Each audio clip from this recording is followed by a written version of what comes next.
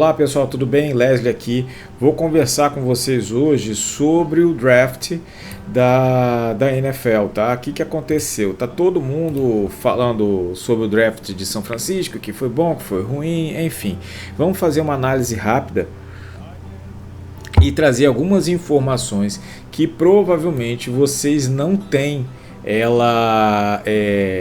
essas informações, até porque elas são extraoficiais, tá? Alguns insiders lá nos Estados Unidos trouxeram essas informações sobre o próprio draft, né? Por que foi a primeira escolha, foi um wide receiver, enfim. Uma das coisas que a gente começa falando aqui sobre o draft é o seguinte: o draft de São Francisco, o front office deu a preferência por jogadores que já eram experientes, tá? Jogadores que tinham jogado bastante tempo no college e que por conta disso eles achavam que poderiam ter um impacto inicial já no time. O que fica pra gente que é torcedor e que acompanha o time é que eles não endereçaram aquelas necessidades principais, que fosse principalmente o lado direito da linha ofensiva na posição de right tackle. Eles até draftaram dois jogadores que poderiam jogar como guard, um inclusive mais do lado esquerdo, mas não jogadores que poderiam jogar de right tackle. E eu fiz um outro vídeo aqui questionando justamente isso. Eles não draftaram na primeira rodada um right tackle. Isso deixou um pouco estranho aqui.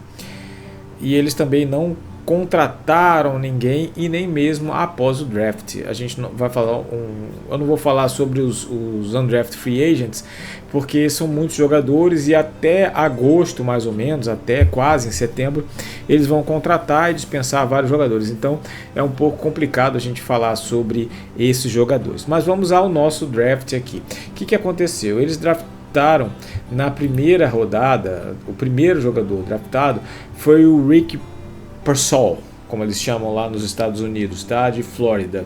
Esse jogador, ele parecia ser, na hora do draft, ele draftou um wide receiver. Todo mundo achava que poderia ser cornerback, que aliás era o melhor jogador disponível naquele momento, era um cornerback. O segundo melhor é um defensive tackle, que foi quem eu achei que ia ser, que era o que ia efetivamente acontecer. Eu coloquei até um vídeo aqui, mas o que acontece é o seguinte: o Rick Pearsall, ele foi o primeiro draftado. Quando draftou, todo mundo achou, draftou um slot receiver, é o substituto do Deebo Samuel. Concordo, a princípio parecia ser um substituto de Deebo Samuel, só que tem algumas informações que a gente não tem. O Larry Krueger trouxe no canal dele que as informações por baixo do pano, e o Larry está há muitos anos ali acompanhando São Francisco, então conhece muita gente. O front office tinha prometido ao Deebo Samuel que não faria a troca dele durante o draft. Eu acho estranho esse tipo de promessa, porque cara, depende de quanto você oferecer. Alguns jogadores são trocáveis.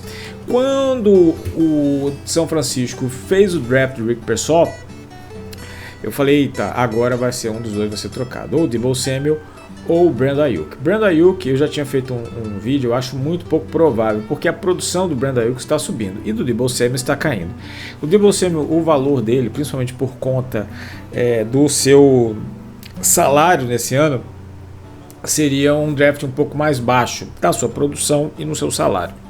Então, não esperaria um pick de primeira rodada alta. Já o Brandon Aiyuk, eu falei aqui no vídeo que eu estou esperando que ele tenha uma produção maior. Ele não atingiu o teto dele, como eles chamam. E o teto dele, ele é muito próximo a um outro jogador que estava em Green Bay e que valeu 2 primeiras rodadas, que é o Davante Adams. Vou trazer aqui só para você ver alguns números rápidos, tá? Não vou falar aqui porque a gente tem que falar dos demais jogadores também. Vou trazer aqui o Davante Adams nos últimos 2 anos em Green Bay, tá? Nos 3 últimos anos em Green Bay. Vamos lá.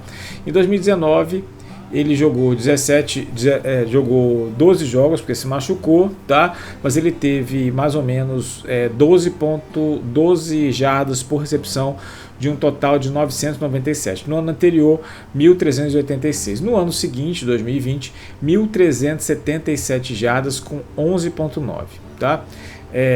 Targets, 149 targets, tá? 2021, o último ano do Aaron Rodgers, 169 targets, 1.553 jardas, 12.6. E aí depois ele foi para Las Vegas, enfim. O que eu estou dizendo isso? Que ele estava em ascensão, inclusive ele fez mais de 1.500 jardas em Las Vegas no primeiro ano, tá? É um jogador excepcional e continua sendo excepcional. Vamos a Brandon Aiyuk. Brandon Aiyuk teve, vamos lá, tá? Nos últimos 2 anos, que é o que a gente vê com o Brock Purdy, né? Jogou os 17 jogos, teve 114 targets, né? Bolas endereçadas a ele, 13 jardas por tentativa, com 1.015 jardas.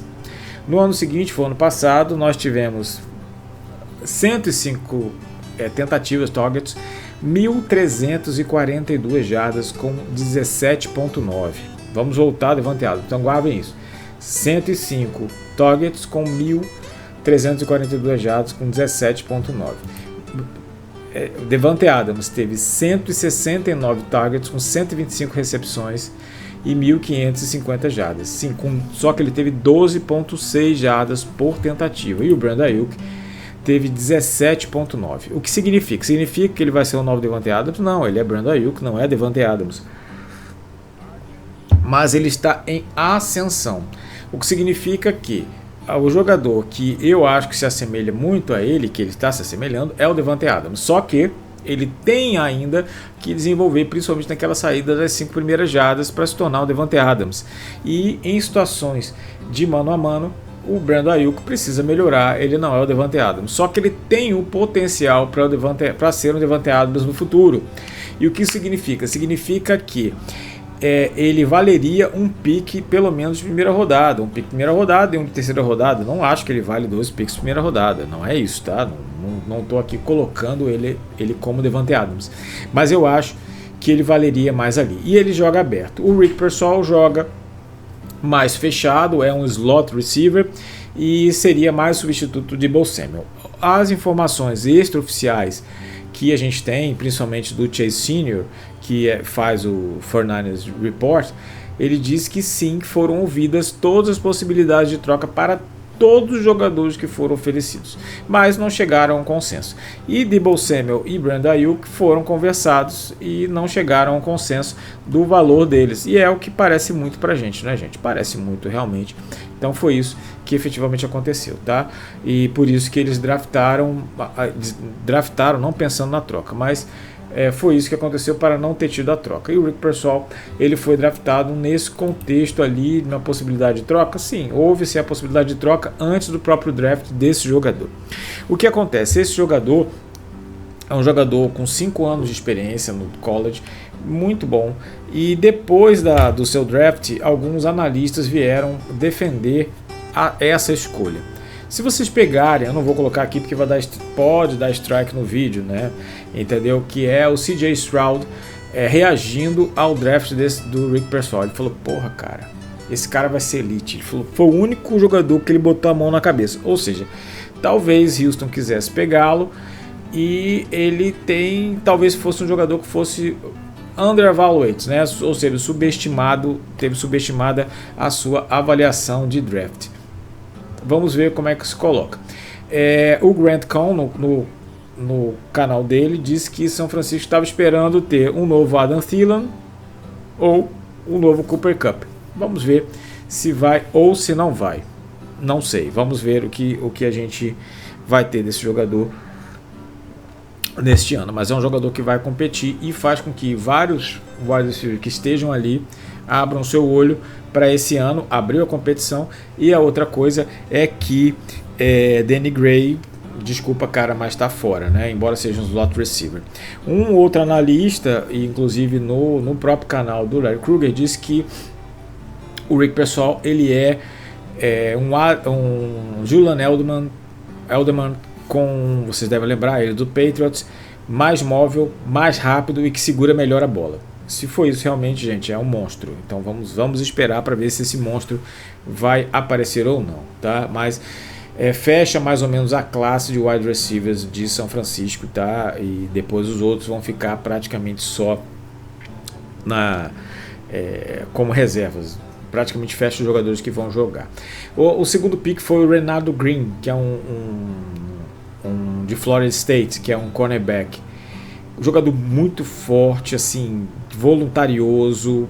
É um jogador que eu gostei bastante do draft, principalmente na posição em que você tinha disponível. Eu confesso que eu queria um right tackle, tinha um right tackle bem disponível ali, podia ter subido um pouquinho como subiu, como Kansas subiu, mas para a escolha foi muito boa. E para vocês terem uma ideia, foi o corner de melhor posição de draft que essa equipe de front office já fez.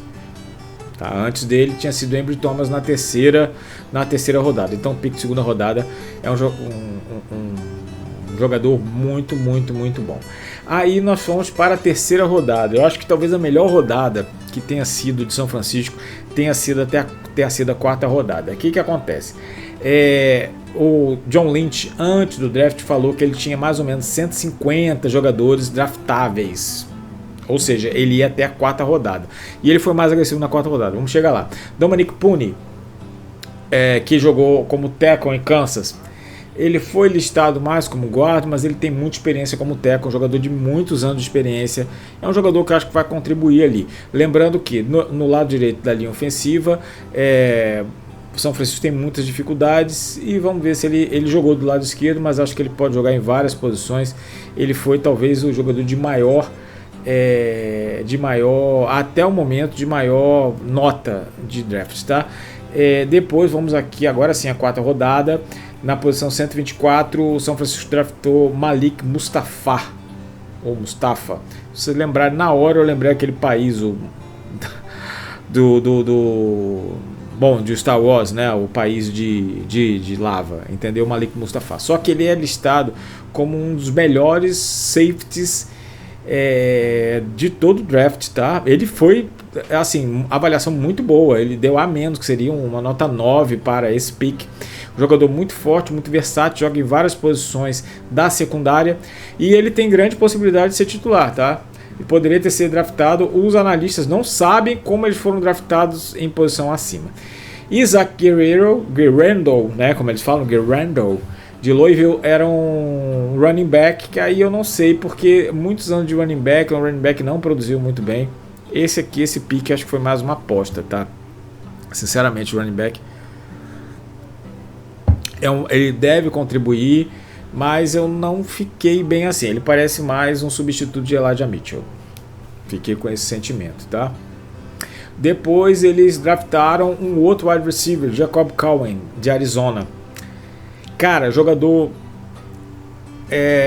jogou em Arizona, mas é um jogador que ele é extremamente dedicado. Eu acho que foi isso que eles estavam procurando nesse draft.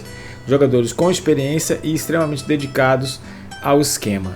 Eu acho que a longo prazo é um substituto de Jauan Jennings, tá? Mas é um jogador muito dedicado que deve contribuir ele ao time, mas eu acho também que não será um titular, tá? Depois só na sexta rodada. Então a quarta rodada foi uma rodada muito mais agressiva de São Francisco e não teve nenhum pick na quinta rodada. Por quê? Porque eu acho que o front office de São Francisco não viu nenhum jogadores a partir dali que poderiam ser impactantes. Então, jogadores que são apostas e que podem contribuir na reserva ou no time de prática, né, que eles têm. Então, Jerry Kingston, de USC, na sexta rodada, pick 215, jogou como tackle, estava listado, offensive line, na verdade, e estava listado como guard. É uma aposta que talvez o cara possa desenvolver. E o último foi o Tatum Bitum, que é um linebacker. Linebacker, eu já falo logo que São Francisco sabe avaliar linebackers, então Dream Greenlaw, o próprio Fred Warner, Aziz Alcha, aí, eles sabem draftar linebackers. Já tinha outros, então esse aqui é uma aposta para um desenvolvimento futuro. Então eu não vou falar nada. Se o cara draftou linebacker, São Francisco sabe draftar linebackers, então eu vou deixar ali. Em linhas gerais, vou dar agora a minha nota, entre 8 e 8,5 nesse draft. Vocês perceberam que a gente perdeu mais tempo falando da primeira escolha, óbvio, né? Da primeira escolha, porque era o que todo mundo estava esperando, mas a primeira escolha de São Francisco ele foi uma surpresa para todo mundo. O Rick Pearsall, ele não apareceu em nenhum mock draft de ninguém na primeira rodada. Foi uma surpresa realmente, e por isso que a gente acabou buscando mais informações sobre esse jogador lá nos insiders, por que foi draftado, o que aconteceu, e sinceramente eu acho que os jogadores ficaram ali meio que na berlinda, só não chegaram ao consenso.